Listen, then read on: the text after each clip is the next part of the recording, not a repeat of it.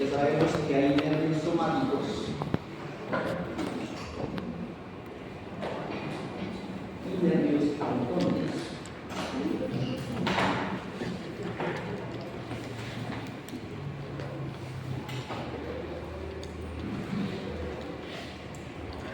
En el somático, sabemos que hay nervios que traen información sensorial y nervios que salen con información, los motores.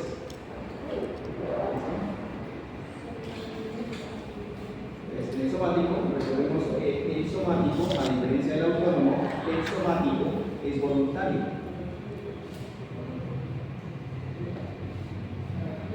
Y contamos con sentidos, es decir, aferentes.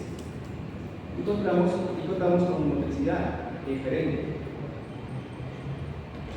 Este somático va dirigido hacia músculos estriados esqueléticos. Y cuando hablamos del músculo estriado esquelético, hablamos de motricidad voluntaria. Pero así como hay motricidad voluntaria, también existe motricidad involuntaria. Entonces, ¿cuáles son los dos tipos de músculo que tienen motricidad involuntaria? Músculo liso y cardíaco. El músculo liso, visceral, y el músculo cardíaco. Ese tipo de músculo pues tiene una inervación diferente, y a eso lo llamamos sistema nervioso autónomo, o también llamado sistema nervioso vegetativo. ¿Eso? Y tiene dos componentes, uno simpático y uno parasimpático. Entonces, en este vamos a enfocar hoy el sistema nervioso autónomo simpático y parasimpático. Recordemos que estos son nervios periféricos, pero todo nervio tiene que tener un núcleo del cual provienen algunas neuronas. Recordemos que el sistema nervioso somático nada más tiene neurona aferente y neurona eferente. Es una sola de entrada y una sola de salida. Pero el autónomo también cuenta con una de entrada sensitiva, pero en la salida es diferente. En la salida, tanto el simpático como el parasimpático, hay una neurona pre y una neurona postganglional. ¿Listo? Entonces, para tener en cuenta eso, siempre, tanto el simpático como el parasimpático, siempre habrá una neurona pre y una post. ¿Listo?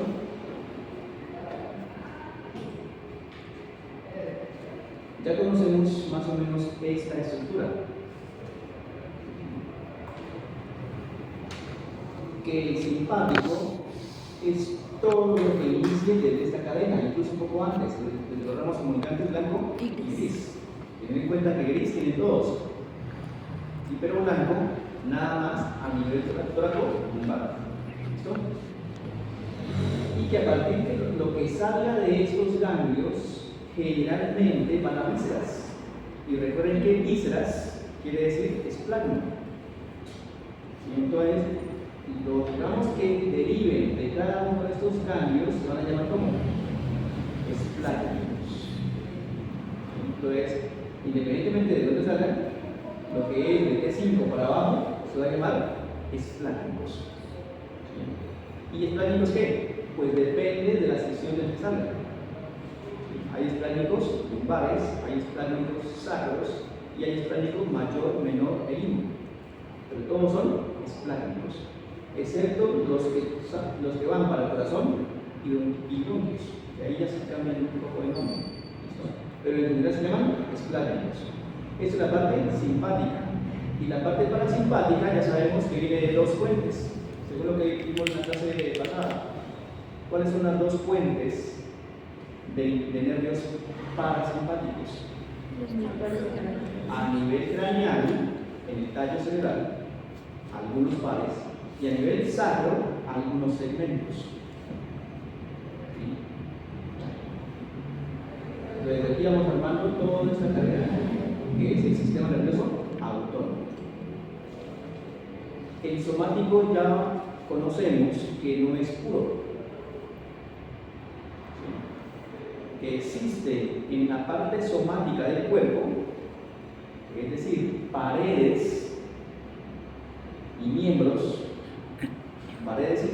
tienen un componente autónomo. ¿Y a quién se refiere eso? Músculo, fibrector, glándulas sudoríparas y vasos sanguíneos. Esas tres partes tienen inervación autónoma simpática. ¿Listo? Nada más tienen inervación autónoma simpática. Más no parasimpática. ¿Listo? Ya conocemos esto. ¿A quién va dirigido?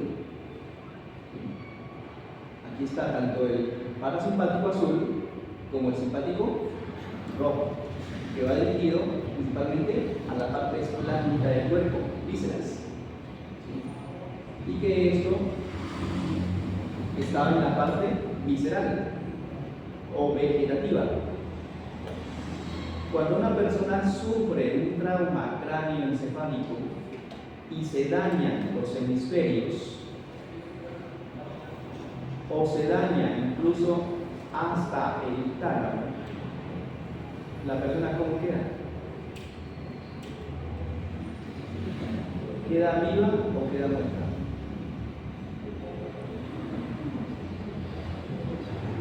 ¿Cómo se llama eso? Queda en estado vegetativo. ¿Y a qué nos referimos cuando está en estado vegetativo? Cuando está en estado vegetativo, pues lo único que le funciona es el tallo. Por lo tanto, ¿qué le funciona?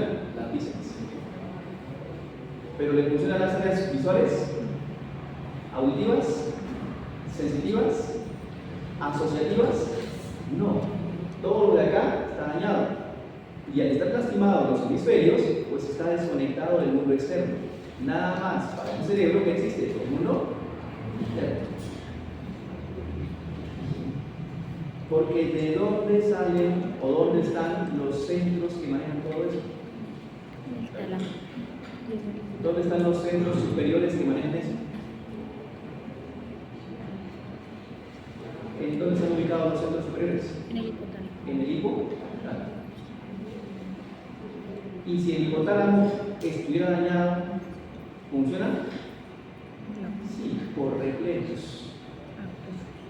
¿Y los reflejos en dónde se dan? En el tallo y la médula. Entonces, cuando está dañado los hemisferios, cuando está dañado el tálamo y cuando está dañado el hipotálamo, lo único que le funciona ¿qué es? El tallo. ¿Sí? Por lo tanto, ¿qué puede hacer? Nada más, si le colocan alimento en el estómago, pues el estómago se extiende. Y al extenderse, manda sensibilidad y dice, hey, llegó comida, listo. Entonces el barro sale y lo hace mover, pero es por reflejo. Es decir, normal, lo que debe ser. Así que técnicamente nada más funciona por reflejos viscerales, que son muy tan buenos. Pero está desconectado del mundo externo. Entonces ahí es que llamamos ¿qué? Que quedó en estado vegetativo, es decir, que nada más está a cargo del sistema nervioso autónomo.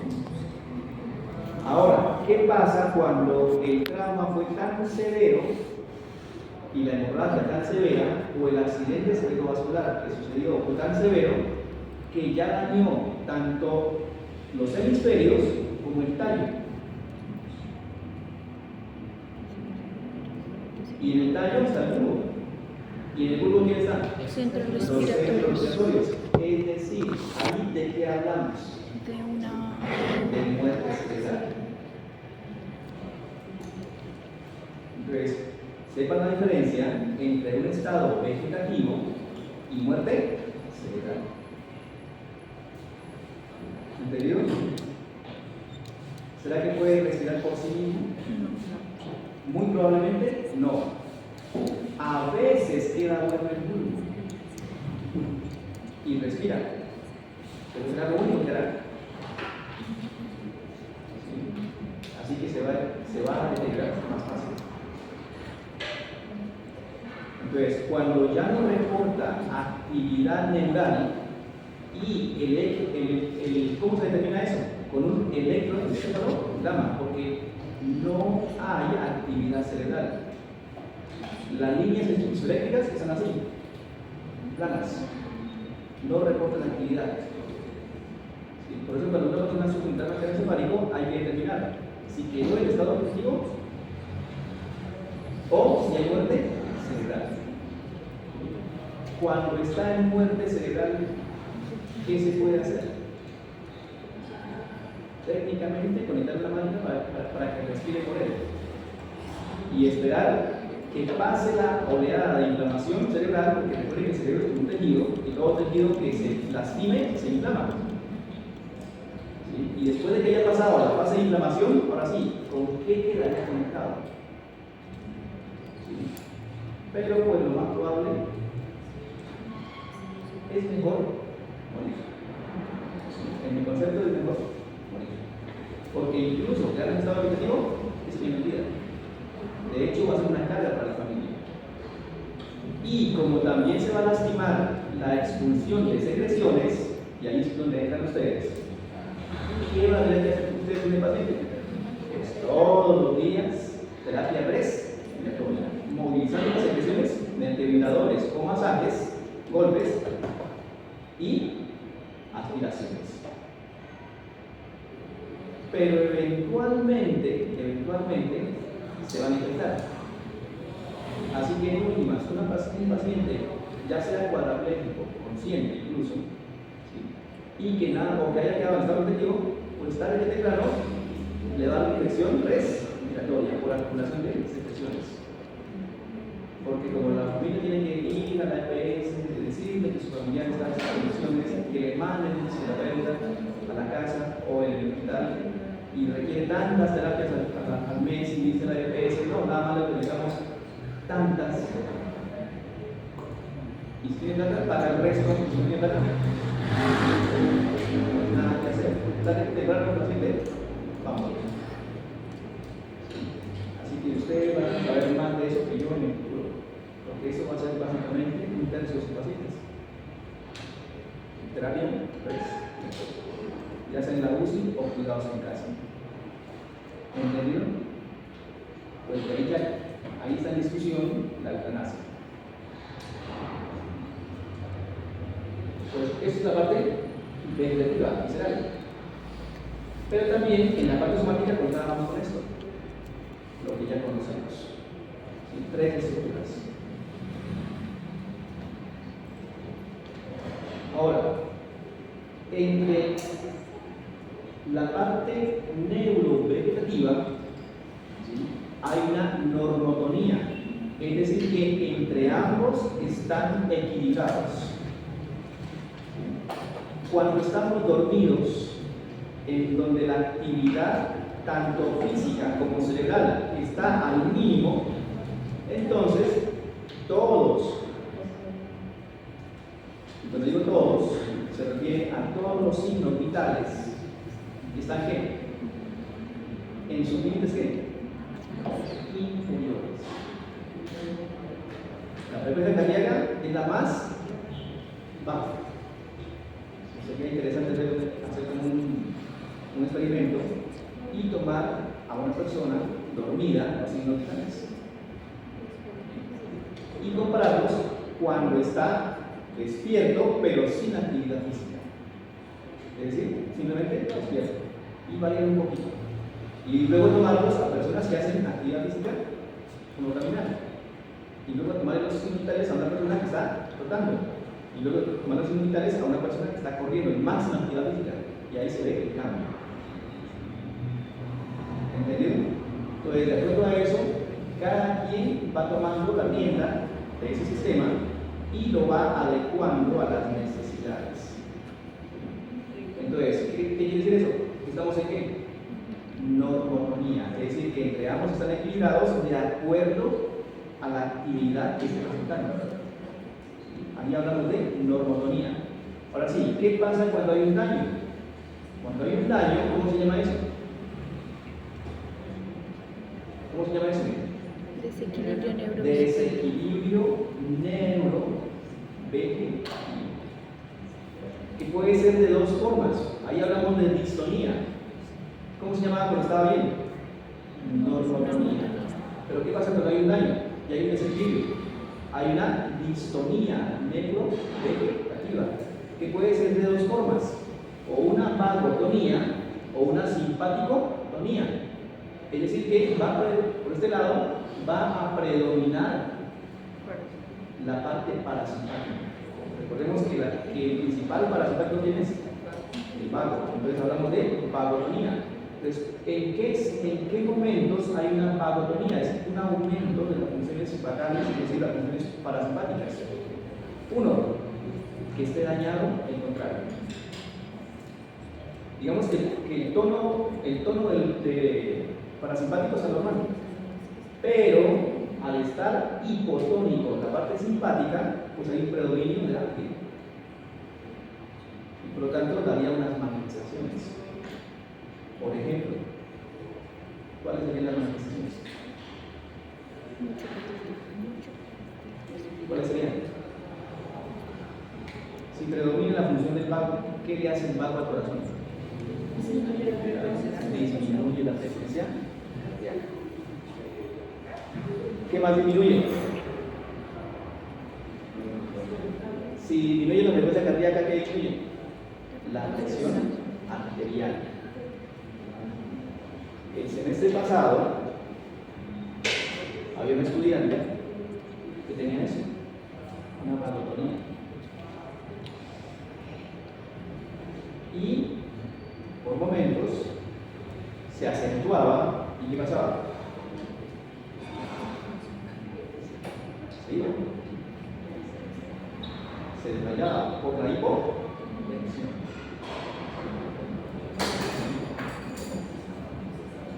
Entonces, ¿qué había?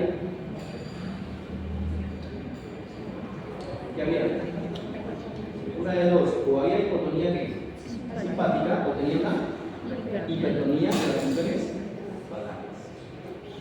Entonces, ahí hablamos de vagotonía. Ahora, lo contrario, simpaticotonía, en donde se puede dar por qué. Porque hay hipertonía simpática o hipotonía basal, es decir, lo contrario del otro síndrome. Algunas personas tienen algo de eso, hipertonía simpática. Recuérdenme esto. ¿Esto qué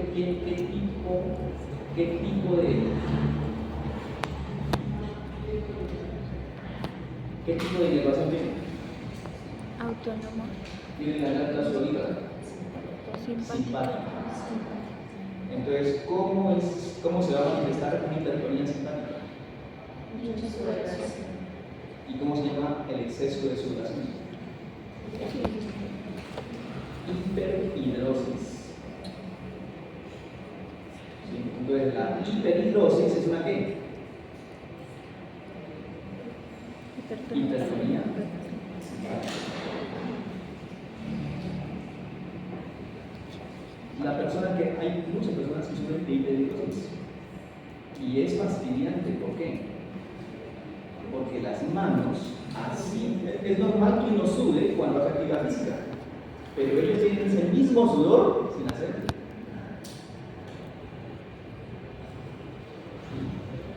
Ahora imagínense cuando hacen actividad física o cuando están asustados o cuando están ansiosos. Se acentúa aún más. Entonces hay personas que tienen que andar con la toallita, lo llaman ¿por qué? Para estarse ¿qué? Secando las manos y las axilas, que son las partes que más sudan, ¿sí? Mayores alteraciones. Entonces, ¿a eso cómo lo vamos a llamar? Hiperhidrosis. Cada quien a su modo está ¿qué? Equilibrado. Quizás unos un poquito más, otros un poquito menos de algo, pero generalmente el simpático llega a donde el doctor y quizás la manteca húmeda, pero funcionales. Pero hay personas y uno ve, es que mira, dice, un compañero así, estaba así y de repente se veían las tocas en la mano. Entonces, ¿qué hay que hacer? Hay dos formas: paralizarlas. Entonces, ¿cómo se paraliza? Uno, con votos. Porque la toxina botulínica afecta a ¿qué? La acetilcolina. Y recuerden que esto que dice acá, miren acá, es que colinérgica. La toxina botulínica no solamente sirve para paralizar los músculos de la cara, para que no se den las líneas de expresión, sino que también inyectan debajo de las regiones que quiera disminuir la hiperhidrosis y mejora. ¿Cuál es el problema de eso? Que luego de 4 a 6 meses el efecto se va. ¿Sí? Y lo otro es que podría medio entumecer las manos y la habilidad. ¿Por qué? Porque también no solamente anticolina utiliza la lámpara, sino que ¿quién más es colinérgico? La unión entre los nervios y los músculos. ¿Sí? Entonces tienen que aplicar la primera que sepan, el propio profundo y luego le llaman paralizada por un tiempo. ¿Sí? La otra opción es cortar los nervios simpáticos desde la carga simpática ya con cirugía, ¿sí? Directamente desde la base.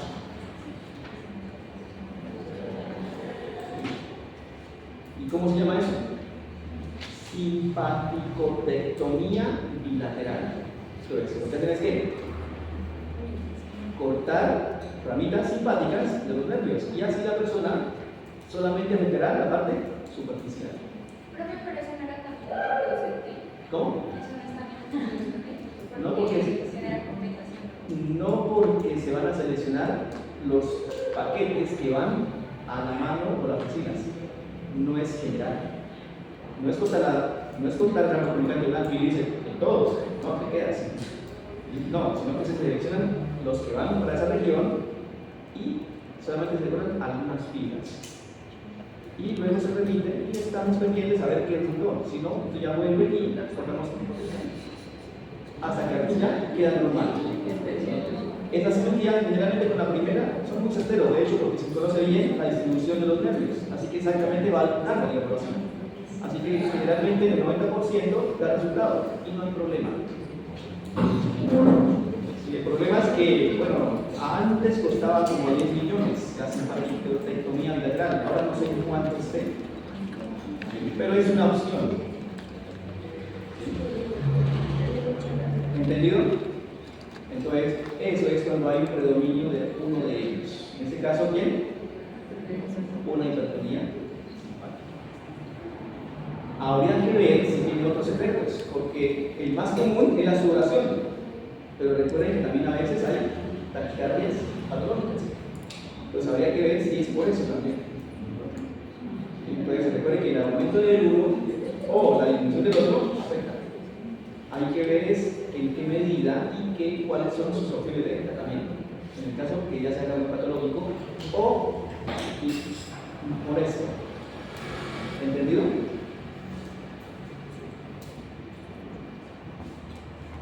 Lo que decía muy bien. Ustedes ven acá que está la parte somática. ¿Qué decíamos? Que la parte somática tiene que un aferente y un eferente. Pero ¿qué pasa con la parte visceral? El aferente es similar. La única diferencia es que lo recoge. Obviamente lo ponen nervios espláncnicos, que recogen las impresiones aferentes. Esa, acá azul. Y esta ingresa siempre por la raíz posterior. Recuerden que por la posterior ingresa la mayoría o el 99.99% de la sensibilidad. Antes se decía que la posterior era netamente sensitiva. Hoy en día ya se comprobó que en realidad no todas las sensitivas entran por acá. Una que otra rebelde le da por entrar por acá. Esa es la razón por qué cuando una persona tiene cáncer terminal, y no hay nada que hacer, y cuando ya la morfina no le hace efecto para quitar el dolor, la última opción para que por lo menos muera con dignidad y no sufriendo es que cortando la raíz posterior de esa región. Por ejemplo, tiene un cáncer abdominal o cáncer de útero, bueno, dependiendo. Ya sabe que ese órgano, ¿para qué nervios va? Entonces se coge en esos nervios raquídeos y se le corta la raíz posterior de ambos lados. Y así esa parte queda sin sensibilidad.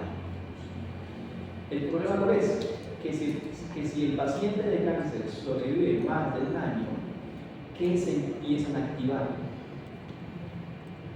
Las rebeldes que habían que las rebeldes, el 0.1% de los axones que les había dado por el botón por la raíz interior. Y el problema es que vienen con más fuerza porque se hiperconectan. Y en ocasiones ha sucedido que por un año, por ejemplo, y de repente la persona sobrevivió más del año y de repente estas se empiezan a reconectar. Y al empezar a reconectar, el dolor viene con más fuerza. Entonces, es una opción en el caso de que digamos, no, si tiene un cáncer tan severo que ya se ha subido tanto, ya la dosis de morfina está en la dosis máxima, ya estamos a punto de pasar la dosis tóxica. La morfina, ¿qué hace? Aparte del peligro, ¿cuál es el efecto adverso? Adicción. ¿Cómo? Pues no, o sea, ya deja de ser, pues, o sea, adicción, ¿no? Bueno, la otra es la adicción. Pero la otra Pues también. ya no.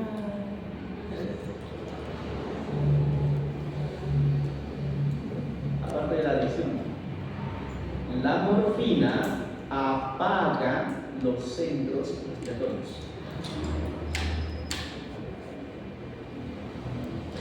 ¿Eso qué quiere decir? Que cuando se llegan a dosis máximas, ¿qué pasa? ¿Sí que corre peligro? De un paro respiratorio. ¿Entendido? Entonces, siempre que una persona esté recibiendo algún opioide, y cuando digo opioide, son derivados de la morfina, ¿sí? Quiere decir que está a esto de pronto de causarle un paro respiratorio, cuando está en dosis máximas. ¿Y cómo determinamos eso? ¿Cómo determinamos si una persona está iniciando una intoxicación por opioides? Pues el más común, frecuencia respiratoria. La persona de a poco se va olvidando cómo es que se respira. Entonces, ¿qué vamos a encontrar en una persona? Que de repente la frecuencia respiratoria normal, que va de 14 a 20, de repente tiene 10 u 8 de frecuencia respiratoria por minuto, ¿no? En reposo, ¿no? Porque es normal que suba hasta 30 cuando estamos aquí en actividad física, sí, pero en actividad física, pero en reposo uno tiene más o menos de 14 a 20. Y si una persona que recibe opioides de repente está en 10, 9, 8, pues ojo, ¿en qué está entrando?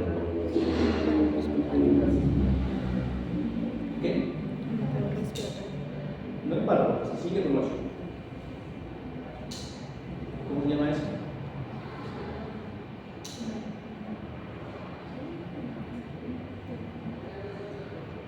¿Cómo se llama eso? Podrías estar haciendo apneas.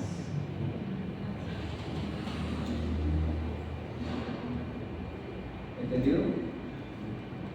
Cuando ustedes ya estén por ahí en quinto o sexto, pero lleguen a cuidado intensivo, y ya les enseñen a manejar la máquina de ventilación mecánica, en la máquina aparecen unas gráficas. Y están así. La espirometría.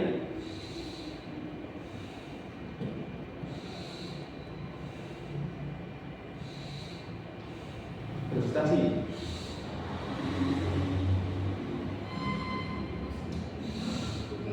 ¿Qué hizo ahí? El periodo de la vida.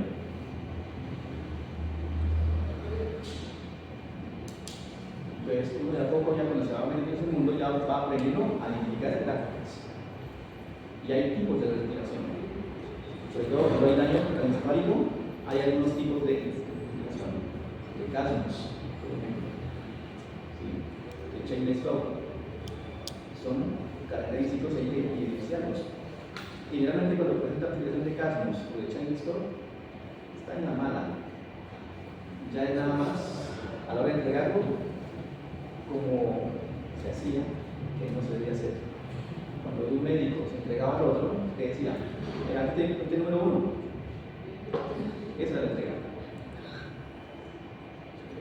Ya se esperaba que en las próximas horas. Muy bien. ¿Entendido? Entonces, recuerden, la sensibilidad de las vísceras por donde entran, normalmente, igual que la sensibilidad general, por la raíz posterior. Pero unas cuantas, tanto de la parte somática como de la parte visceral, entran por la anterior.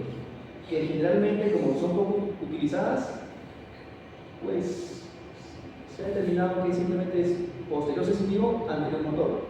Pero el anterior no es puro. ¿Listo?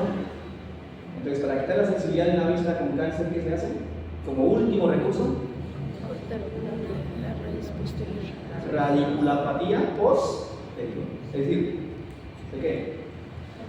Se corta la raíz posterior. Ahora sí, ya sí sabemos que la entrada y la salida de la parte somática es una de entrada y una de salida. Hay una intermediona por aquí, pero es una de entrada y una de salida. Pero en la parte vegetativa, ¿qué hay? ¿Una qué? Una neurona de las Una pre que puede ir hasta el ganglio de la cadena simpática o hasta un ganglio prevertebral. Y a partir de él, de aquí o de acá, ¿qué sale? La pos. ¿Diferencias? La pos lleva mucho. ¿Diferencias? La pos lleva. Si esta pre sale por un ramo comunicante blanco, ¿por qué se llama ramo comunicante blanco? Porque es mielínica. Y la pos es amielínica. Y cuando una neurona es amielínica, ¿cómo es su velocidad de conducción? Más lenta. Por lo tanto, por eso es que las vísceras, su movimiento es ¿qué? ¿A diferencia de quién? De la muscular. ¿Qué tipo es? Mielínica. ¿Y tipo? Alfa o beta. Tipo A alfa o tipo A beta. La A alfa, ¿a dónde iba? A las fibras extrafusales. ¿Y la beta? A las intrafusales. Perdón, la gamma, perdón. Intrafusales. ¿La gamma a dónde va? A las A intrafusales. las intrafusales. Pero son de alta velocidad. Por lo tanto, uno no ¿qué? No demora en moverse. Normalmente. ¿Entendido?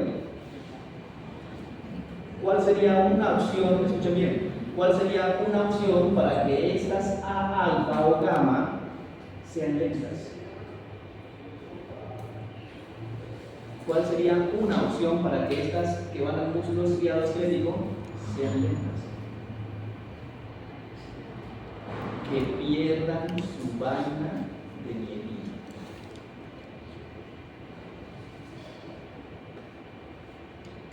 Por ejemplo, el Guillain-Barré. El síndrome de Guillain-Barré se da, ¿por qué? porque técnicamente es una afección de las neuronas mielinizadas, motoras.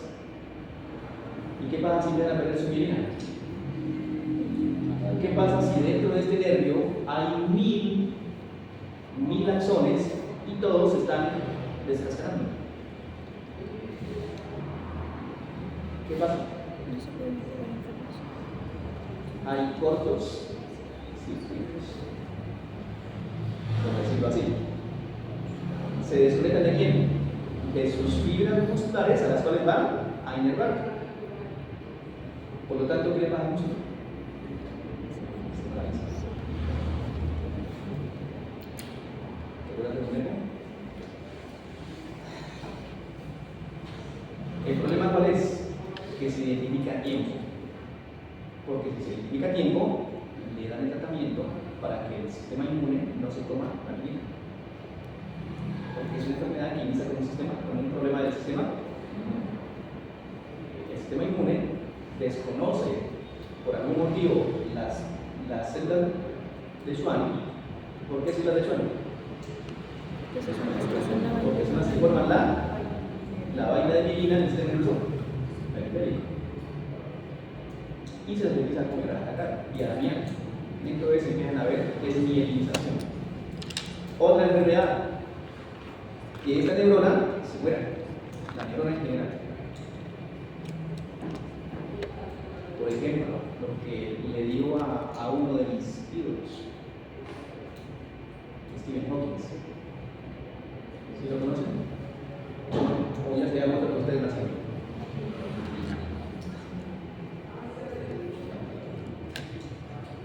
¿Qué tenía Stephen Hawking? ¿Qué tuvo?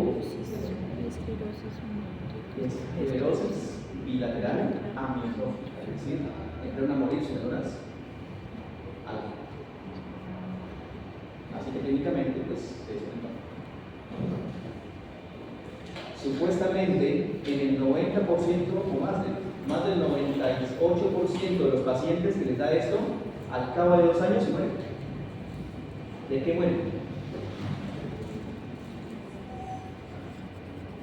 ¿De qué mueren? De paro respiratorio. ¿Por qué? Porque el enferma que es músculo estriado esclérico. Así que cuando ya afecta al nervio frénico, pues técnicamente se queda sin poder respirar. Y luego sin poder alimentarse. Y luego, en general de todo se desconecta. ¿Entendido? Generalmente al cabo de 2 años se muere. Afortunadamente Stephen Hawking vivió 76. ¿Cuánto? Ahora sí. Nadie da un peso por él. Menos mal que no. Núcleos. Ya hablamos de esto la vez pasada. Vamos a complementarlos porque hay partes que no hemos visto. ¿Cuáles son los núcleos simpáticos? Primero, ¿a qué nivel hay núcleos simpáticos? Miren, hasta lateral. Es simpático. Por eso es que decimos que el asta posterior es sensitiva, el asta anterior ¿qué es? Motora, y el asta lateral es vegetativa simpática. Entonces, el núcleo intermedio lateral es que simpático, pero ya sabemos que se encuentra nada más ¿a qué nivel? Torácico, y el de 1 y el de 2. Por lo tanto, todo lo que sea simpático a ese nivel sale nada más de esos segmentos menores. ¿Hay asa lateral a nivel cervical? No. ¿Listo? Entonces, a nivel torácico, lumbar. O sea, está el núcleo intermedio lateral. Ahora sí, lo parasimpático, ¿a qué niveles estaban? Acá. A nivel craneal y a nivel sacro. Por eso era ¿qué? Cráneo sacro. Entonces, cuando hablamos de cráneo sacro, nos referimos al parasimpático. Y cuando nos referimos a nivel torácico lumbar, nos referimos a quién? Al simpático. ¿Listo? Ahora sí la pregunta: ¿qué núcleos y dónde están? Porque nada más hemos visto el motor dorsal del vago y el ambiguo. ¿Por qué era para quién? Para el corazón. Para el vago, a través del motor dorsal del vago, la raíz intestinal. Y básicamente es plaquia. Y el ambiguo, ¿para quién? Para el corazón. Pero hace falta el resto y ver sus vías. ¿Listo? Entonces ya sabemos que hay a nivel craneal y a nivel sacro. ¿Qué núcleo? Intermedio lateral. Intermedio lateral o nervio o núcleo parasimpático sacro. Entonces el núcleo parasimpático sacro, o también llamado intermedio lateral. ¿Eso qué quiere decir? Que a nivel sacro, en S2, S3 y S4, vuelve a aparecer el asa lateral. Pero esta vez ya no va a ser ¿qué? Simpático. Esta vez es parasimpático. ¿Entendido? Obviamente es más pequeño. Es decir, nada más desde S2 hasta S4. Diferente al tóraco lumbar, que era torácico y lumbar superior, el M1 de 2, en donde salían todos los simpáticos. Y por tanto, esta columna de núcleo es más pequeña. ¿Entendido? Bueno. ¿Para qué va dirigido esto? Este núcleo, ¿a quién va a controlar? Miren, a la parte final del tubo digestivo. ¿Va a controlar a quién? A la vejiga. ¿Y a quién más? Al útero. ¿Y a quién más? ¿A quién más? Al pene, el hombre, y al clítoris. Así que ¿de qué se encarga? La defecación, la micción y la erección. Y la erección aplica para ambos, ¿no? Porque el clítoris también tiene ¿qué? Cuerpos cavernosos. Es como un mini pene. Lo que no tiene es cuerpo esponjoso. Eso sí lo tiene. ¿Listo? Entonces, núcleos. Miren, aquí están los núcleos. Primero, ¿qué pares craneales eran parasimpáticos? Parasimpáticos 3, 7, 9, 10. El tercero, el séptimo, el noveno y el décimo. Entonces, para el tercero, miren, ¿en qué parte del tallo se ubica el núcleo? ¿En qué parte del tallo? ¿Qué es eso? En el mesencéfalo. ¿Sí? En el mesencéfalo se encuentra este núcleo. Bueno, aquí están los dos.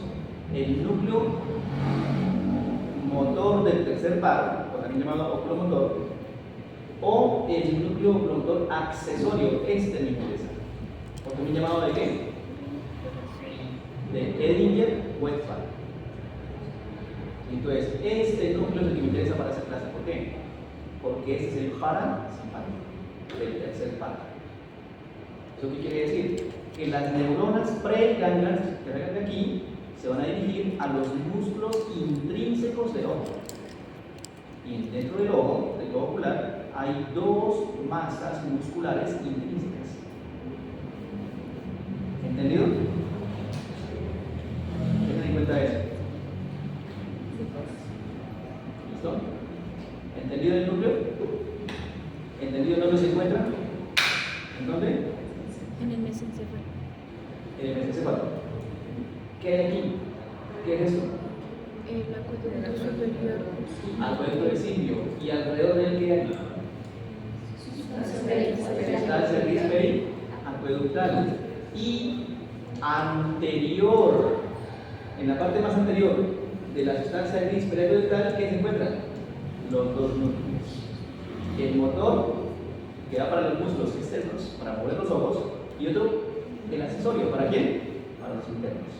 Y me interesa este de los internos, porque esos músculos intrínsecos del ojo son dos masas musculares. ¿Cuáles son?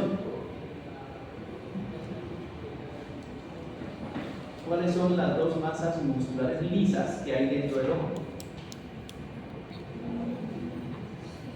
¿Cuáles son? Una, el constrictor de la pupila.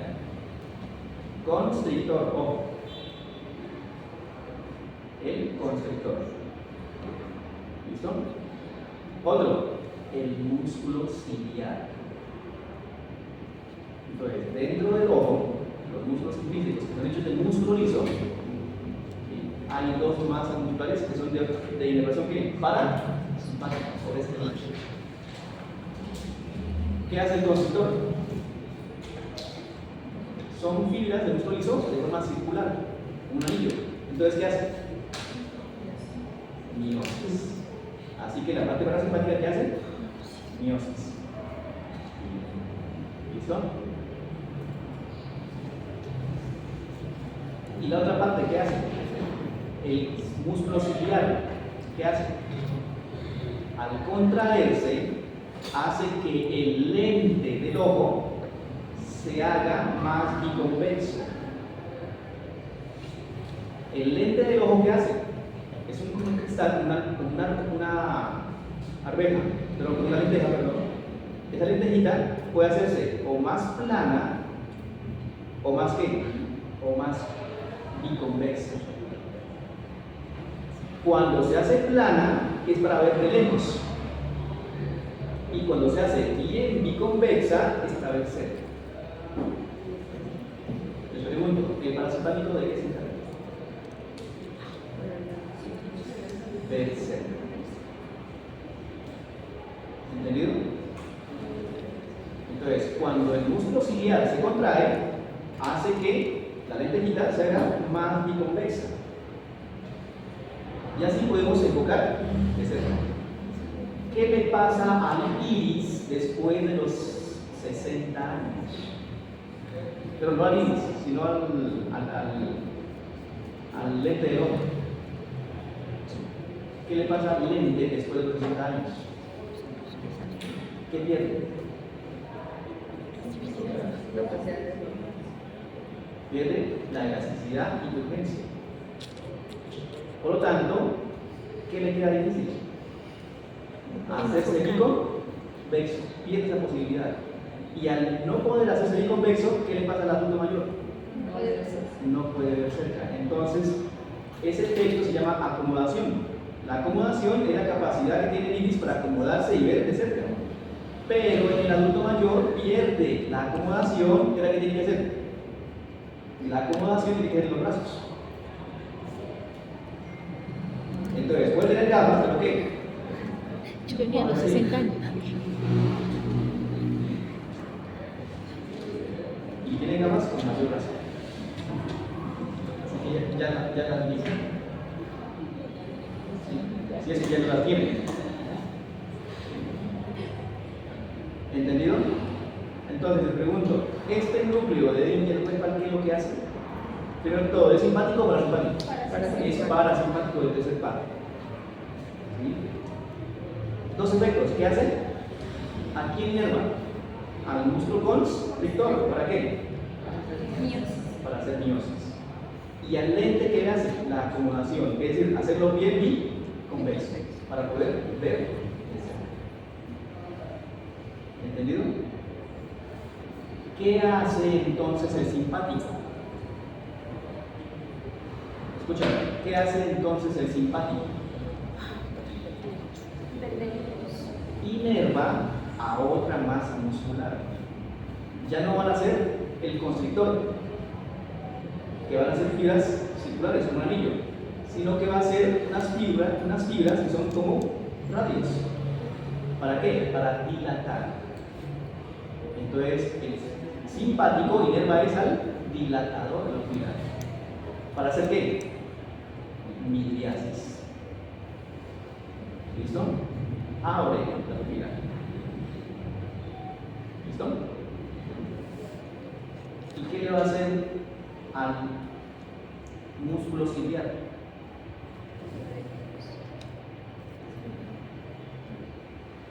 Lo va a relajar. Y al relajarlo, ¿qué le pasa al lente? Se hace ¿qué? Se hace un poco más plano. ¿Para ver qué?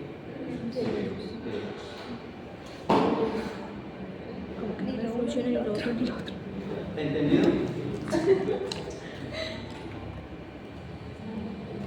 Por eso hay que ver cómo está la córnea.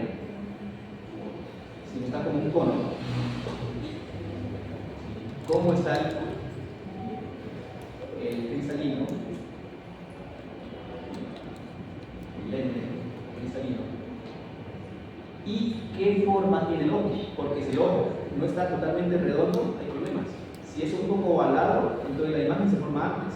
Si es un poco achatado, la imagen se forma después de la retina. Esos son los problemas visuales. Y por eso, ¿qué toca hacer? Pues corregirle esa difracción con lentes. Con unas gafas. Con lentes. ¿Entendido? A menos que se trate de moldear las dos estructuras. Una de las dos, con láser. Le manda una pequeña capa. Y así mejora. ¿Entendido? Entonces aquí tenemos ¿qué núcleo? Motor accesorio del tercer par. O óculo o de Ehringer o el par. Ahora sí, vámonos para la protuberancia. Miren. Entre más protuberancia se ve casi que entre el y bulbo. Aquí ¿quién está bien? Aquí en realidad, en esta masita que está aquí, vamos a identificar dos núcleos en uno. ¿Cuáles son? Salival superior y lacrimal. ¿Listo? Entonces, en esta masita de aquí está el salival superior junto con el lacrimal. ¿Listo? El lacrimal o el grupito de neuronas, o el grupito de cuerpos de neuronas saca su axón. ¿Y su axón a dónde se dirige? Primero un ganglio. Al ganglio lacrimal. Y del ganglio, perdón, al ganglio tericopalatino. Al ganglio tericopalatino. Y del ganglio tericopalatino se va a la glándula lacrimal. Y como es parasimpático, ¿para qué es? Para producir lágrimas. ¿Listo? Y el salival superior, en últimas, ¿a quién va a controlar? Primero va a un ganglio y luego ese ganglio ya va a las dos glándulas. ¿De qué ganglio estamos hablando? Submandibular. Y de ese ganglio son las poros ganglionares que van a las dos glándulas, a la submandibular y sublingual. En últimas, el núcleo salival superior, ¿a qué glándulas controla? Submandibular y sublingual. El salival superior solo va a controlar a quién? A la submandibular o submaxilar, que es lo mismo, y a la sublingual. Para que produzca saliva. ¿Qué glándula hace falta? La parótida. Y aquí tenemos, fíjense, aquí está el ganglio, el núcleo salival superior junto con el lacrimal. ¿Quién está aquí debajo? Inferior. Salival inferior. Pero noten que mientras el salival superior se va con el facial, el salival ¿qué? Inferior, ¿con quién se va? Con el nódulo pancreanal. Con el glosofaríngeo. Así que el salival inferior tiene que ir a un ganglio. Les pregunto, ¿a qué ganglio tiene que ir? ¿A qué ganglio tiene que ir?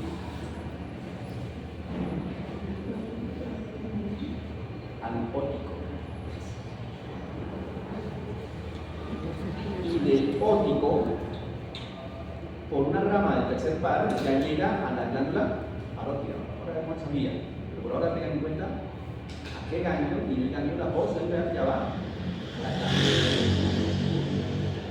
Entonces, hasta ahora, ¿qué hemos inervado, miren? Arriba, en el mesencéfalo, el dedillo cuenta músculos intrínsecos. Para dos acciones, ¿cuáles? Miosis y acomodación. ¿Listo? La miosis ya es del simpático. ¿Listo? En este caso, parasimpático, miosis y acomodación. ¿Y qué es la acomodación? Para poder ver el cerro. ¿Listo? Ahora sí, el núcleo salival superior y lagrimal. Glándula lagrimal y glándulas sublingual y submandibular. Y aquí, ¿quién es ese? El salival superior. Glándula parótida. ¿A través de qué glándula? Glosofaríngeo. ¿Y el salival superior y lagrimal? Con el facial. Ahora sí, acá dos núcleos más, miren, que ya los vimos. ¿Quiénes son? Posterior dorsal del vago. Posterior dorsal del nervio vago, o lo que llamamos núcleo motor dorsal del vago. ¿Para quién va dirigido?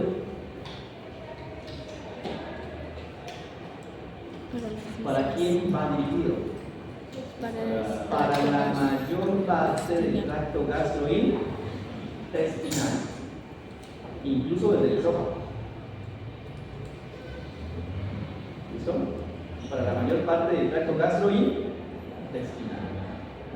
Y a través del ambiguo, para el corazón, pero a través del mismo nervio. Que recordemos que aquí hay una diferencia, ¿no? Que los de arriba tienen su ganglio específico y los de acá, el ganglio no es o no está en los preventrales, sino que el ganglio está en los ganglios terminales, es decir, junto con la vista. Recuerden que el vago, la pregangliar es muy larga, técnicamente llega hasta la vista, y la pos muy cortita. ¿Listo? Aquí como se verían los mismos núcleos, pero vistos desde acá. ¿Listo? Y miren aquí. Este es el resumen. Entonces, en el mesencéfalo, ¿quién estaba? Núcleo de Leche-Westphal. El núcleo motor accesorio o de Ehrlich-Westphal. A nivel de la protuberancia, aquí, en la parte baja de la protuberancia, ¿quién está? Salival superior. ¿Y el resto dónde están? En el Recordemos que aquí en el bulbo, en la parte baja del bulbo, están los centros respiratorios, por ahí en medio. ¿Listo? Ahí está, salival inferior, motor dorsal del vago y núcleo ambiguo. Lo que decíamos es, ¿esos núcleos se manejan como quieran? No.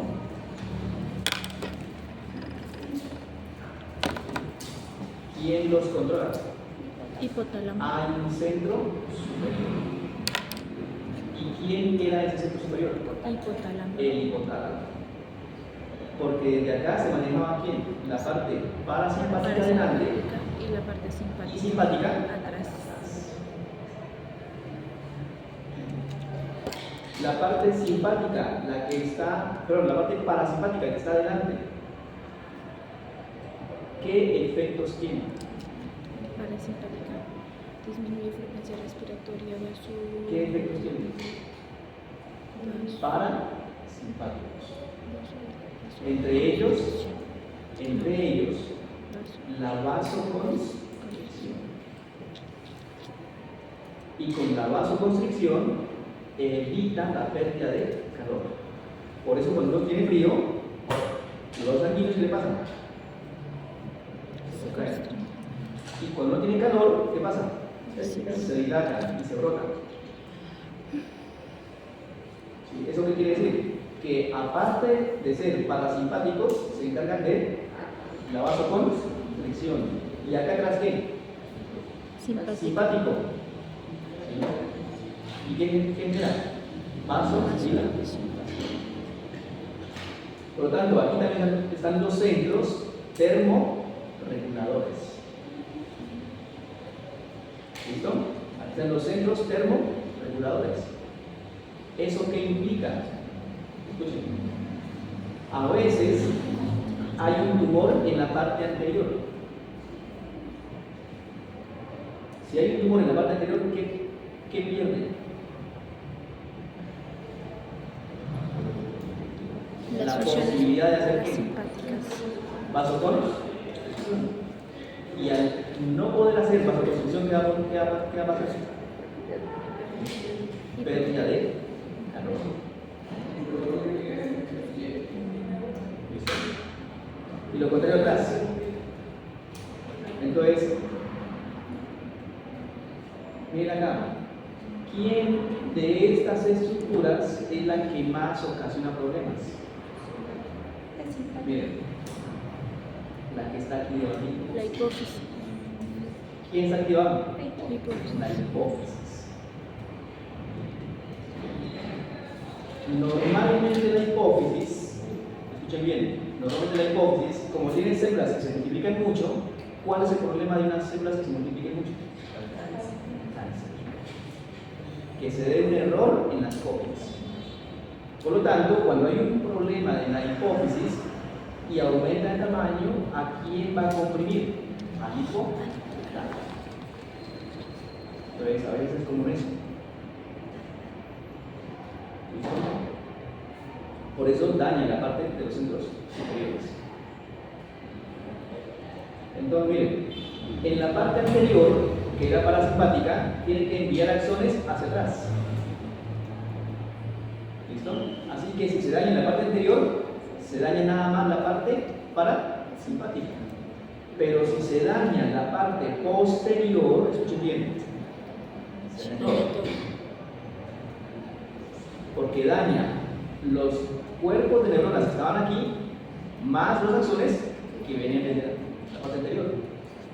¿Y qué generaba eso?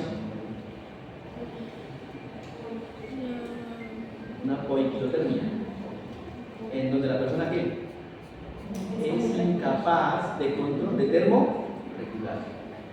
Así que como es incapaz de termorregular, ¿qué temperatura quiere? A la del medio ambiente.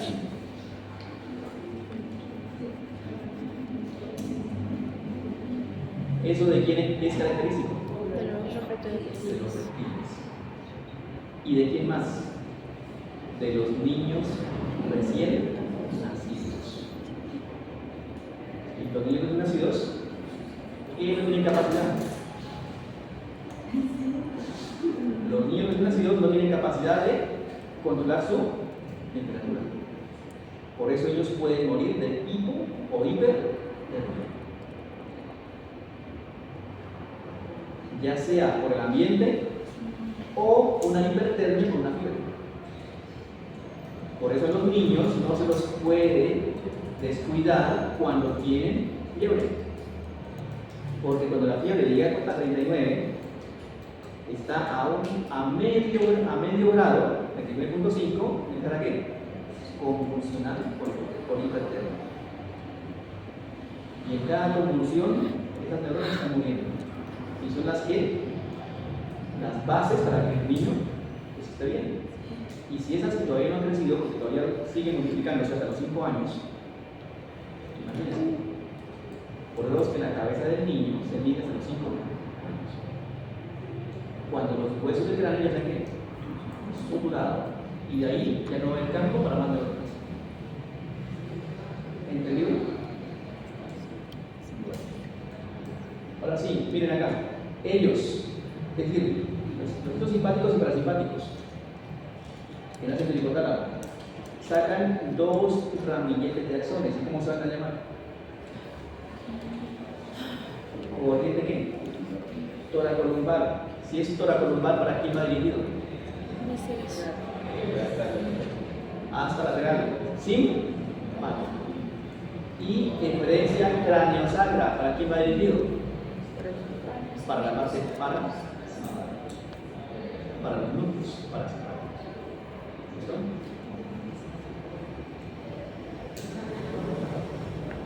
Tenemos un ejemplo. Y ahora vamos a ver cuál es el recorrido.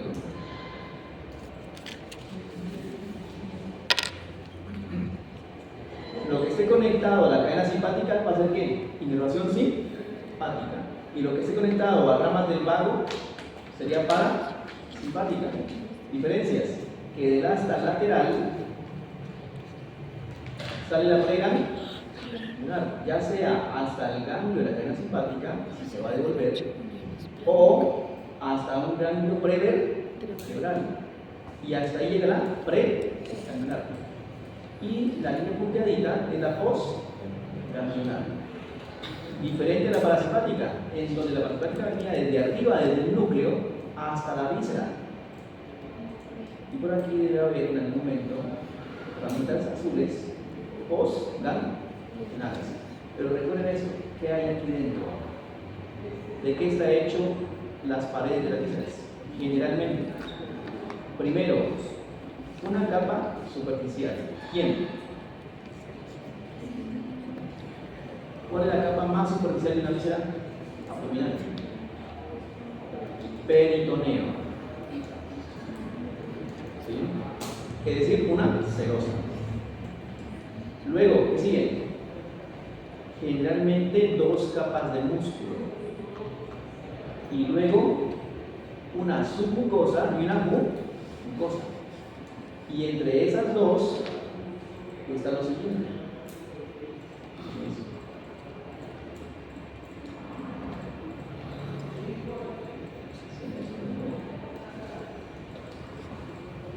Miren.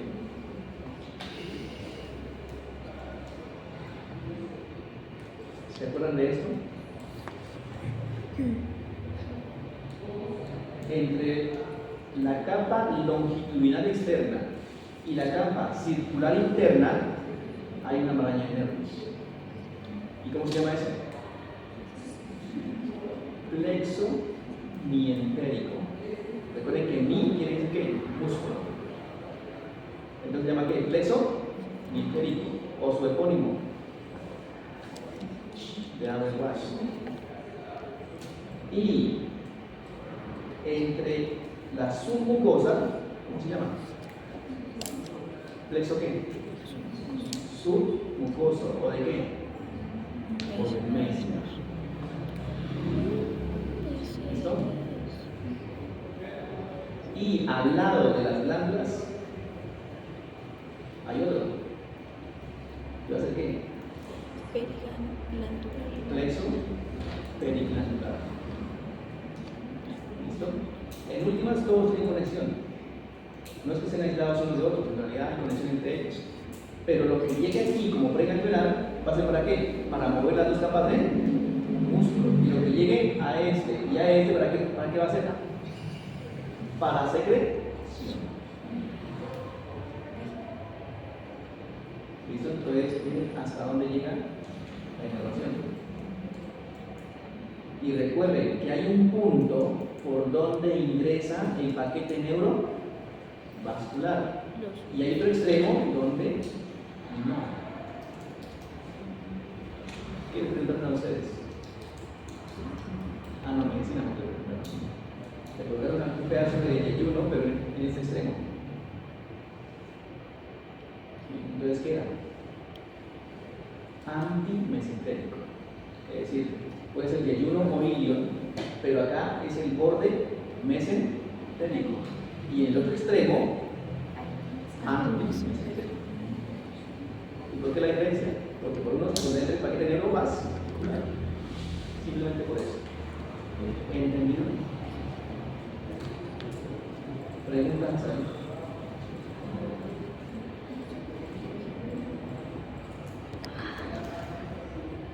Pero acá tenemos el parasimpático que ya sabíamos, ¿no?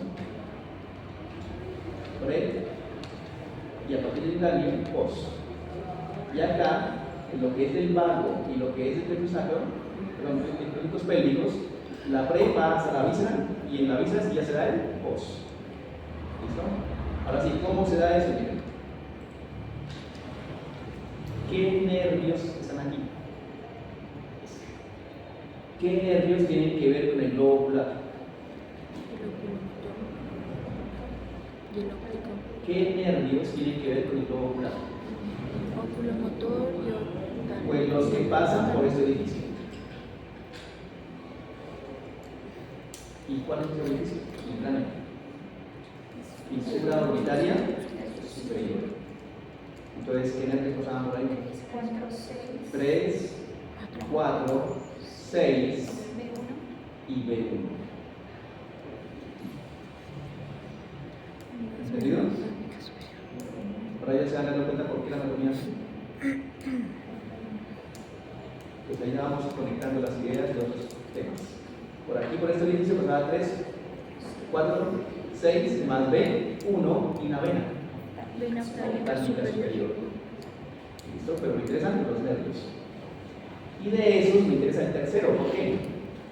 Porque es el que hace lo de la Porque el tercer par craneal tiene dos funciones básicas. Una, acomodación. los núcleos externos, el núcleo del locomotor, y los núcleos internos. ¿Qué núcleo? Accesorio. ¿Listo? Entonces, miren.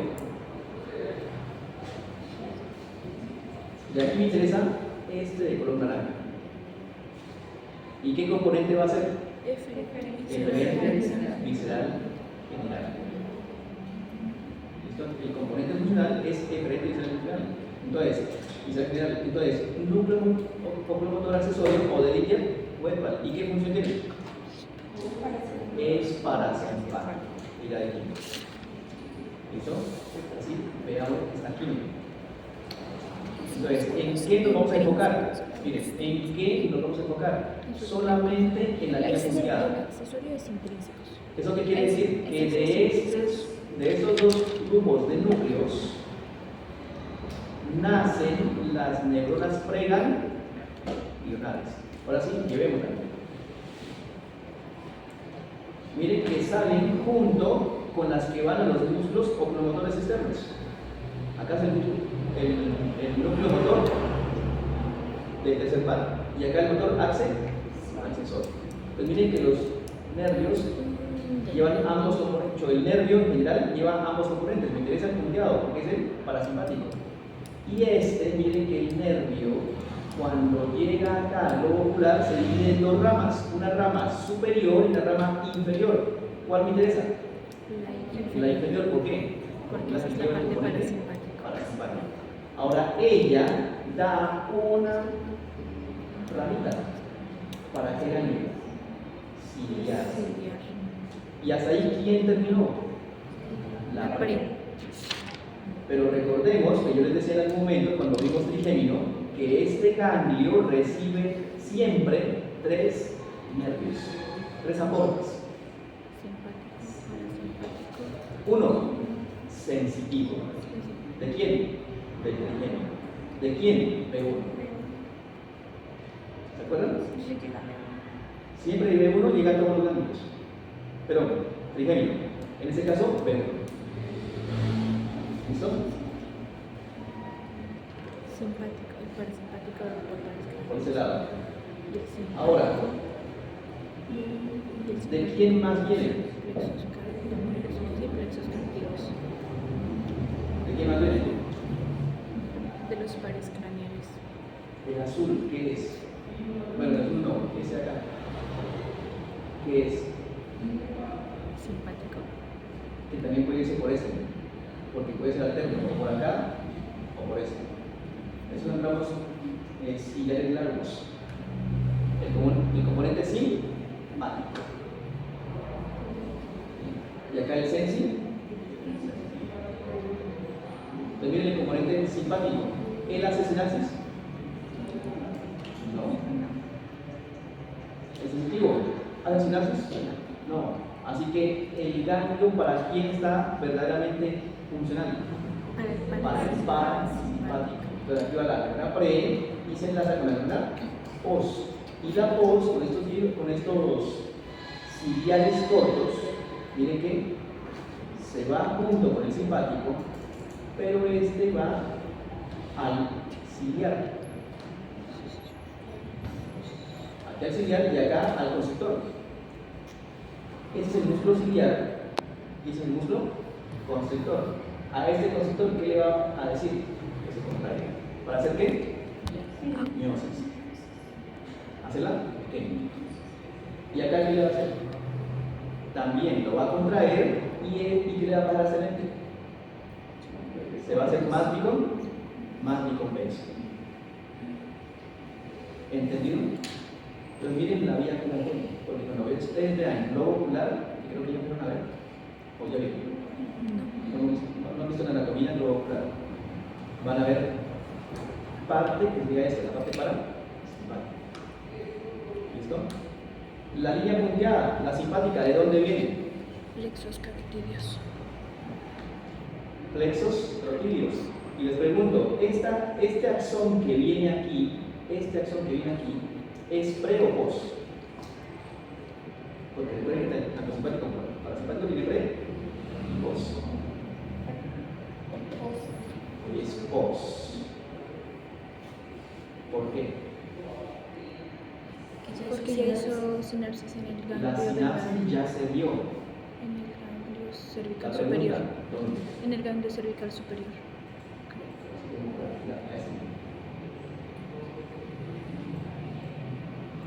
Miren, recuerden que todo lo simpático nace de dónde? De la asta lateral. Y aquí en T1, T2 y T3, es decir, torácico 1, torácico 2 y torácico 3, nacen las neuronas preganglionales. Y llegan al ganglio, T1, T2, T3, pero ahí no hacen sinapsis, sino que el axón o los axones siguen recorriendo hasta arriba, hasta la cadena simpática cervical. ¿Hasta qué ganglio? Cervical superior. Y a partir del cervical superior es que nace la pos ganglionar. Y una rama de este ganglio cervical superior es este aporte que le hace el plexo ¿qué? Plexo carotidio interno. Y ese plexo carotidio interno que continúa llevando las ramas postganglionares y miren cómo se las aporta con esta rama simpática. Pero ¿hace sinapsis? No, la sinapsis ya qué? Ya se hizo. Ya se hizo. Entonces, los axones que pasan por aquí, por el ganglio, no es para hacer sinapsis. Simplemente están de qué? De tránsito. Pasando por ahí. Porque el ganglio para quién era? Para el parasimpático, que venía de esta azul. Perdón, sí, de esta azul. ¿Qué era qué? El axel, pre y post. Y miren que llegan a las mismas partes, pero para diferente. ¿Entendido? Entonces, este ganglio cervical superior siempre va a ser el punto de sinapsis para cualquier inervación simpática que vaya para quién. La cabeza. Para la cabeza. ¿Entendido? Entonces, ¿cuál es el ganglio principal? El cervical El superior. superior. Como son tantas cosas que hay que inervar de forma simpática, ahora se dan cuenta por qué el ganglio cervical superior es tan grande. ¿Y por qué el medio y el inferior son tan chiquitos? ¿Entendido?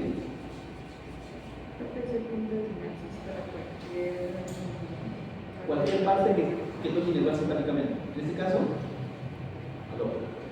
Pero también lo mismo va a ocurrir para qué glándulas. Submandibular, Nasales. submandibular, Glándulas. submandibular. Siempre va a ser. La única diferencia que podemos hacer, que en este caso para la lágrima, para el ojo, va por quién? Por el plexo carpino interno. Porque tiene también el plexo carpino externo. ¿Listo? Miren aquí. Ya vimos lo del tercer par. ¿Este qué parte también es? El séptimo. ¿Y el séptimo a qué glándulas iba a inervar? Submandibular y sublingual. Entonces, recuerden que aquí hay un núcleo. Bueno, dos núcleos, ¿se acuerdan? ¿Qué núcleo sería este? Lingual superior. Sería salival superior junto con el lacrimal. Hagamos de cuenta que el axón es el del lacrimal. ¿Listo? Entonces miren la vía. El nervio facial da una rama. El nervio facial da una rama. Una de las ramas del facial es el nervio petroso mayor. Así que está representado por esta rama. ¿Listo? El nervio petroso mayor da la rama y ¿qué circula por esa rama? La pregangular parasimpática. ¿Listo? Mientras que el plexo carpíneo interno da el petroso profundo menor. ¿Entendido? Pero este plexo profundo, ¿qué trae? Perdón, petroso profundo, ¿qué trae? Sí, componente ¿Qué trae?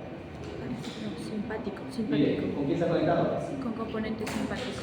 Con el plexo carpíneo, en donde ya se dio la La sinapsis. ¿Y que venía de dónde? Desde el ganglio T1, cervical T2. superior. Entonces, la pregangular simpática viene de T1, T2 y sube hacia el ganglio cervical superior. Ahí da su qué?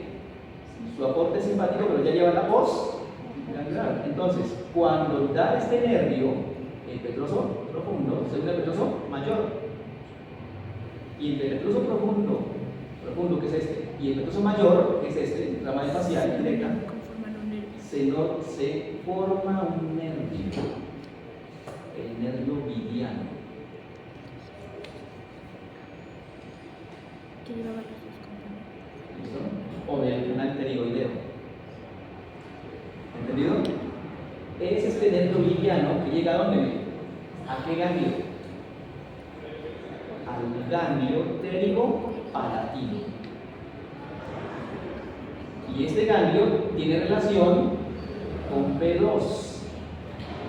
Y B2 tiene una ramita que llega a dónde? A la pared. A la glándula lacrimal. Pero aquí ya le trae ambos componentes, ¿para quién? Porque hasta aquí fue el parasimpático y el simpático ya había dado la pre y la post y ya simplemente está por aquí de tránsito. ¿Qué hace por este núcleo? Por el lacrimal. Produce lágrima. ¿Y qué hace por el simpático? El simpático la seca. La bloquea. Por esa razón es que cuando uno está asustado no puede llorar. Por esa razón es que usted cuando lo roban, en un tico del susto, simplemente entrega las cosas y corre. Y ya le pregunta, ¿qué te pasó? Ahora sí, ¿qué va a hacer? Ahora sí llora. Pero en el momento exacto del susto no lo hace. ¿Entendido? Entonces miren cómo es. Lo mismo aplica para quién? Para las glándulas mucosas.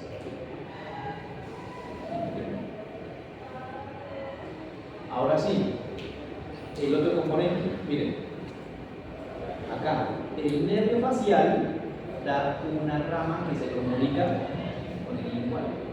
Cuerda del tímpano. ¿Cómo se llamaría esa rama? Cuerda del tímpano. Cuerda del tímpano. Así que del núcleo salival superior nacen las pregangliolares que se van por la cuerda del tímpano y por cuerda del tímpano se conecta con lingual y con lingual lo conectan a qué ganglio? submandibular. Hasta ahí va la preganglional. Ahora sí, de ese ganglio salen ¿qué? Las postgangliolares. Y llegan a la glándula a hacer la producción saliva. Así que por acá, en últimas, el nervio facial a través de esos núcleos facial y lagrimal va a inervar a quién? A la glándula lagrimal, a las glándulas mucosas de la cavidad nasal y a las glándulas salivales submandibular y sublingual. Pero estas glándulas también tienen que recibir ¿qué? Su inervación simpática. ¿Y la simpática de dónde viene? Hasta las glándulas T1 y T2. Que su aporte, ahora escuchen bien, ya no se va a ir por el plexo carotídeo interno, sino que su aporte ahora lo va a dar ¿por dónde? Por el plexo, pero no interno, sino externo. Entonces aquí ya la diferencia. Plexo carotídeo externo. Pero ya como pos, porque recuerden que la pre venía de aquí hasta el ganglio, y del ganglio la pos pasaba a uno de los plexos, en este caso el externo, y por el externo llega la glándula a secar, a impedir que se produzca saliva. Cuando ustedes están exponiendo en exposición y que no querían, porque no querían y no querían, y se asustan, ¿cómo se les pone la boca? ¿Por qué? Porque hay predominio simpático. ¿Y qué hace el simpático de las glándulas?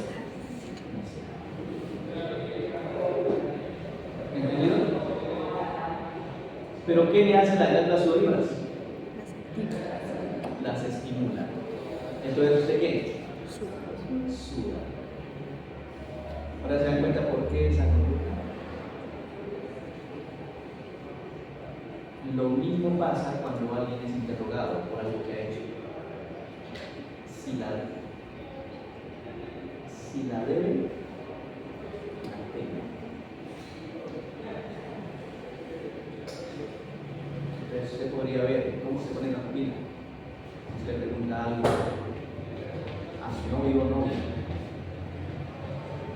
Cuando es interrogado, el ipso facto, es decir, que no lo esperaba. Podría ver sus conductas simpáticas, o sus manifestaciones simpáticas. ¿Entendido? ¿Qué glándula hace falta? Parótida. Pero esta vez ya no hace por quién, por el facial, sino por el glosofaringio.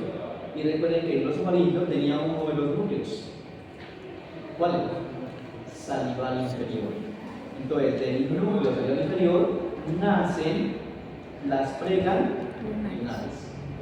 Ahora, ¿cuál es la vía? Existe un nervio llamado nervio timpánico o de Jacobson que llega a una maraña de nervios llamado plexo timpánico. Así que es nervio timpánico de Jacobson y llega al plexo timpánico. Y el plexo timpánico emite un ramo petroso profundo menor. Y de ahí llega a qué ganglio? Óptico. Y el óptico está de vecino con B3. Y B3 tiene rama llamada aurículo temporal. Así que la rama aurículo temporal lleva la postganglional a la glándula parótida. Por eso decíamos que la glándula parótida está penetrada por el séptimo, pero no la inerva. Simplemente le sirve de relación anatómica, porque pasa por el centro de ella. Y sobre su borde se dividen las 5 ramas. Pero quien lo inerva de forma parasimpática es quién? El aurículo temporal, que lleva axones de quién? Del gloso. Así que originalmente es el glosofaringio, pero ¿quién le lleva las ramas? El aurículo temporal. ¿Y el aurículo temporal de quién es rama? De B3. ¿Listo? Pero así como tiene parasimpática, ¿qué debe tener esta glándula? Simpática. Y la simpática, como siempre, ¿de dónde viene? De 1, de 2. Aquí sale la preganglional que llega al ganglio cervical superior, y el ganglio cervical superior de la ramita que se va con la carótida externa. Entonces, ¿quién lo lleva? El plexo carotídeo externo. Y ahí le lleva la glándula para secar. ¿Entendido la parte autónoma de la parte de la cabeza? Y ojo, que esta es un tercio de la explicación de los pares craneales. Porque los pares craneales tienen componente motor, sensitivo y vegetativo. Así que ya vimos un tercio de cada parte craneal. Bueno, al menos de estos. Para cuando veamos en neuro, pares. ¿Entendido? Entonces, por ahora, en la práctica de mañana, aunque no es de neuro, pero aplica todo esto, ¿qué tenemos que identificar del sistema nervioso? Cervical superior. Pero ya anatomía. ¿Qué tenemos que identificar? El tercer par. Hay que ver si se ve el ganglio ciliar. En los otros que hay uno que por ahí como que se identificaba en medio Se de miraba una rama. en un globo ocular. ¿Qué más hay que identificar? El ganglio cervical superior. Y sobre las arterias, ver qué ramitas hay allí. ¿Porque es la que? Los plexos carotídeos, interno y externo. Quedan así por aquí, hay unas flechitas por ahí que están ligadas con ellos. ¿Listo? Y los ganglios cervicales, ¿sí los han encontrado? El superior sí creo que estaba. El medio inferior lo dudo, pero el inferior de pronto sí, junto con el estrellado que se estaba. Y la cadena simpática que está, los plánicos que no se sobrevivan. ¿Entendido?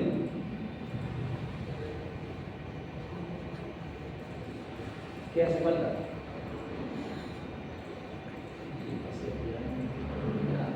El nervio vago.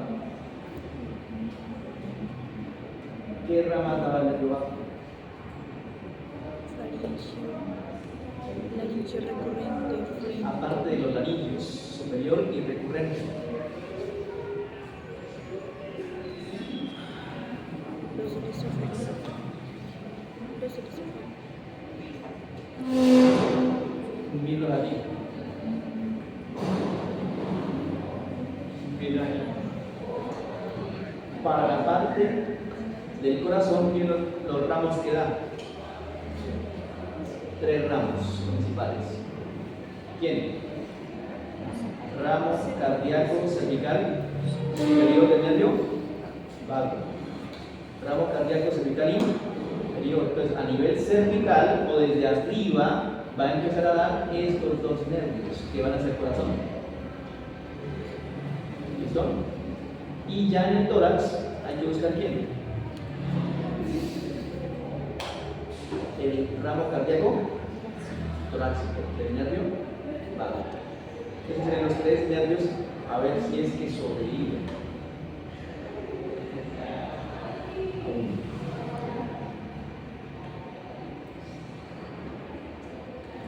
Luego, ¿qué? El plexo esofágico, que va a dar aquí varias ramas, que van a tener conexión con quién? Con 3 ganglios. ¿Cuáles son los 3 ganglios que tienen ramas? Las ramas del vago. ¿Cuáles son los 3 ganglios? ¿Cuáles son?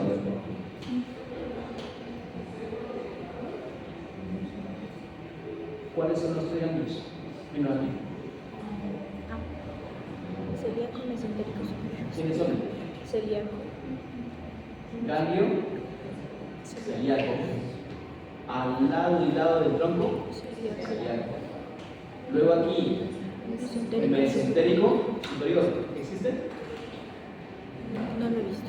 A veces son 2 y a veces han funcionado algunos. Y sobre la base de la arteria, ¿quién? El aórtico renal. ¿Listo? Pero estos son ¿qué? ¿Simpáticos o parasimpáticos? ¿Estos ganglios son de utilidad simpática o parasimpática? Parasimpática. Simpática. Recuerde que nada más los de arriba sí eran de utilidad parasimpática, pero los de acá son utilidad simpática. ¿Por qué? Porque los simpáticos son una cadena simpática que tiene contacto con esos. ¿Listo? Y más abajo, ¿qué ganglio hay? Mesentérico inferior. Y las ramas que vean aquí van a tomar el nombre de qué? De la arteria. Por lo tanto, las ramitas que se vayan junto con la mesentérica superior, ¿cómo se va a llamar? Plexo mesentérico superior. Y las ramas que se vayan con esta mesentérico inferior, plexo mesentérico inferior. Y las ramas que hayan aquí entre los dos ganglios, ¿cómo se va a llamar? Plexo intermesentérico. Por acá va a haber un plexo renal. Y ese plexo renal, ¿qué va a dar? Hacia abajo. El plexo testicular. ¿Listo? Ahora sí, aquí, ¿cómo se llama eso? Esa maraña de nervios aquí. Hipogástrico superior. Este plexo hipogástrico superior, a diferencia, pero acá no está, a diferencia del plexo hipogástrico inferior, ¿cuál es su diferencia entre el superior y el inferior? Que el superior solamente tiene ramas simpáticas. ¿Listo? Que luego va a ser nervio hipogástrico derecho, izquierdo. Y cuando se le unen los esclánicos pélvicos, ya llamamos de qué? Plexo hipogástrico inferior. Y al unirse los esclánicos pélvicos, ¿qué quiere decir? Que ya tiene aporte parasimpático. Entonces, esa es la diferencia entre el hipogástrico superior y el hipogástrico inferior. ¿Entendido? ¿Preguntas? Ya vimos esto. La nerviosa de quién? De tráquea y bronquios.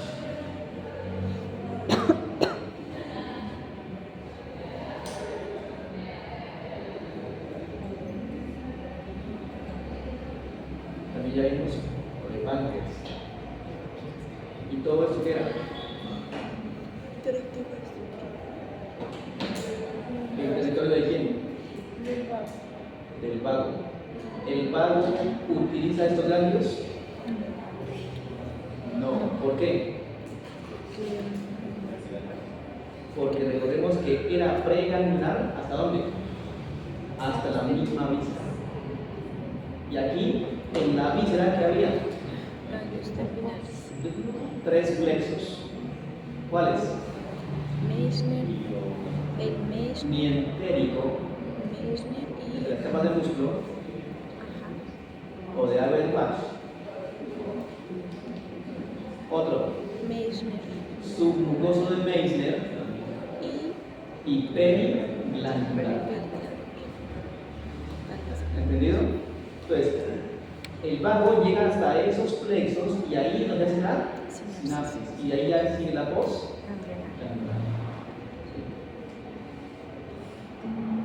Entonces les pregunto, estos nervios que se llaman esplácnicos, ¿qué componente llevan?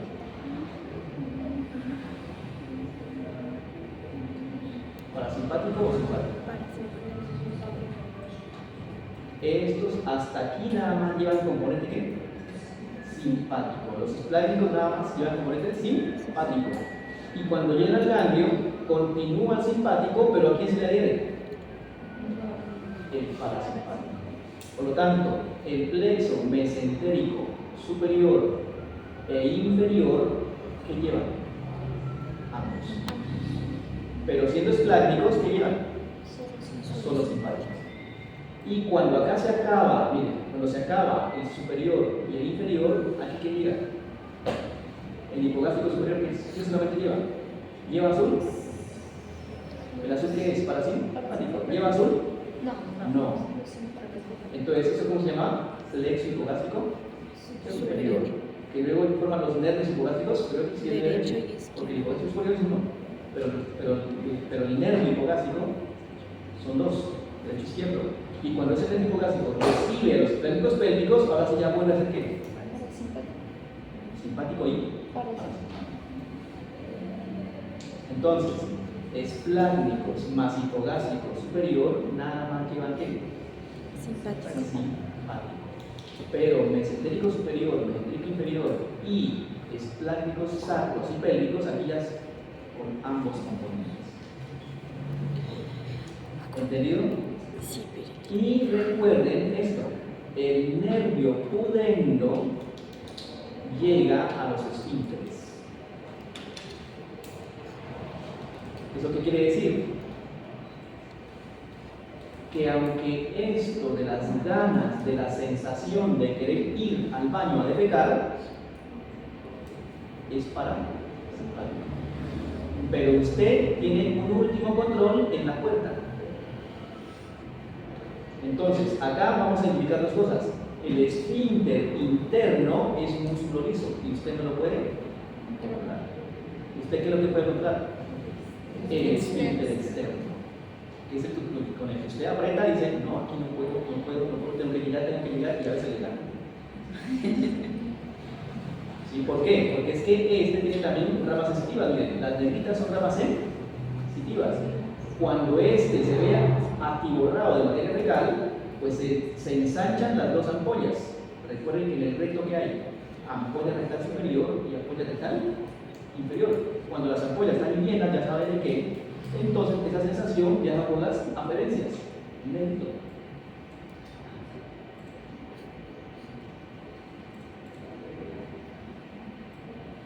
Cuando aquí ya está lleno de materia fecal, entonces viaja por las aferencias y llega y se conecta, y por un lado desencadena el reflejo y por otro lado sube la información. ¿Por qué sube la información? Acá. Porque usted se hace consciente de que está que se hace. Entonces, por un lado tiene la sensación de distensión. Ya estoy que si no llego en menos de un minuto, abro la puerta. Entonces, por un lado se ve consciente, pero por otro lado se desencadena el reflejo. ¿Y qué dice el reflejo? Pues va a conectarse al parasimpático y el parasimpático va a agarrar de qué? Al músculo liso.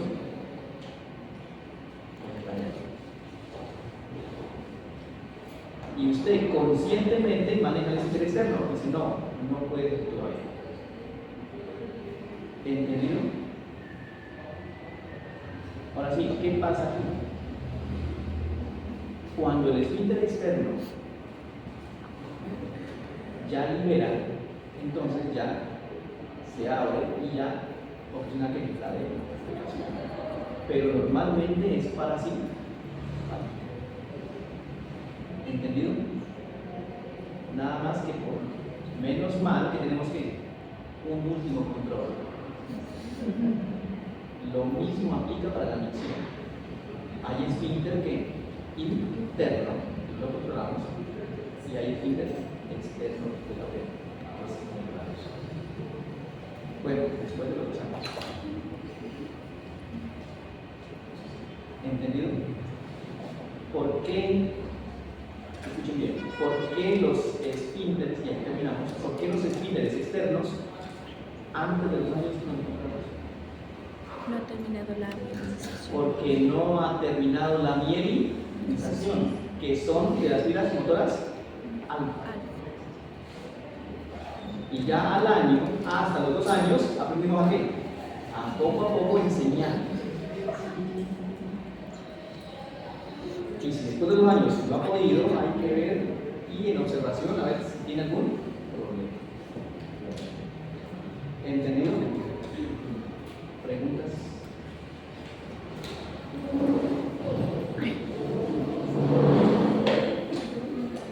¿Preguntas? La erección ¿es simpática o parasimpática? Erección. Es Parasimpática. La eyaculación simpática.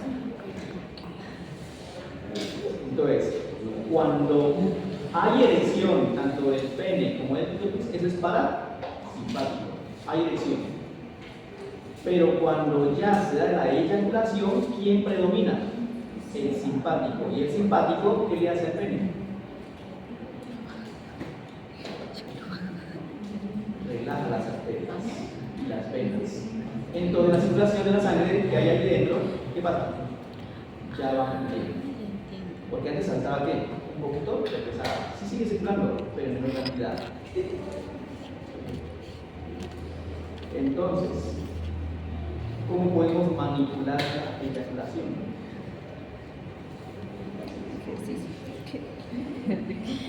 Tratando de controlarla ahí. Sí.